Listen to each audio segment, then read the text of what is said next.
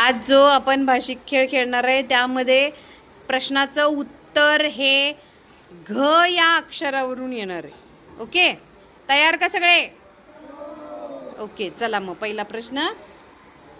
माणसाच्या निवाऱ्याला काय म्हणतात? Very good. अश्व, अश्व त्याला समानार्थी शब्द काय?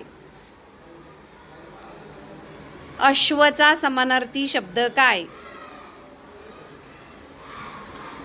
अश्वचा समानार्थी शब्द, अश्वचा समानार्थी शब्द काय येतोय? बरं थांबा, प्रश्न बदलूया. भाजीच्या सुगंधाला काय म्हणतात? भाजी बनवल्यावर सुगंध येतो की नाही, त्याला काय म्हणतो आपण? चला, काय म्हणतो भाजीच्या सुगंधाला? नाही, घ वरून उत्तर आलं पाहिजे. चला, उत्तर हे घ वरून असलं पाहिजे. काय म्हणतो? नाही, घास खातो आपण. चला, जवळजवळ आणि लाईनमध्ये व्यवस्थित उभे राहा. हां, काय म्हणतो? भाजीच्या सुगंधाला काय म्हणतो?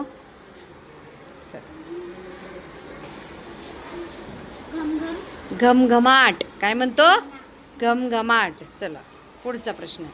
अश्वचा समानार्थी शब्द काय? घोडा. Very good.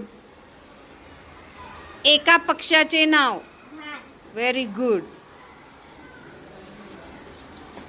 उन्हाळ्यात शरीराला येतो घाम. Very good. घ वरून असणाऱ्या भाजीचे नाव? Very good. प्राण्यांचे आवाज बघितलेत आपण, त्यापैकी खिंकाळणे कोणाचे असते? घोड्याचे. Very good. संपले का? बरं तूच सांग आता. द्राक्षाचा काय असतो?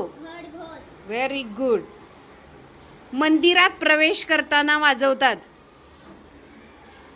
चल, मंदिरात प्रवेश करताना वाजवतात? Very good. शिंगरू कोणाचे असते? छान.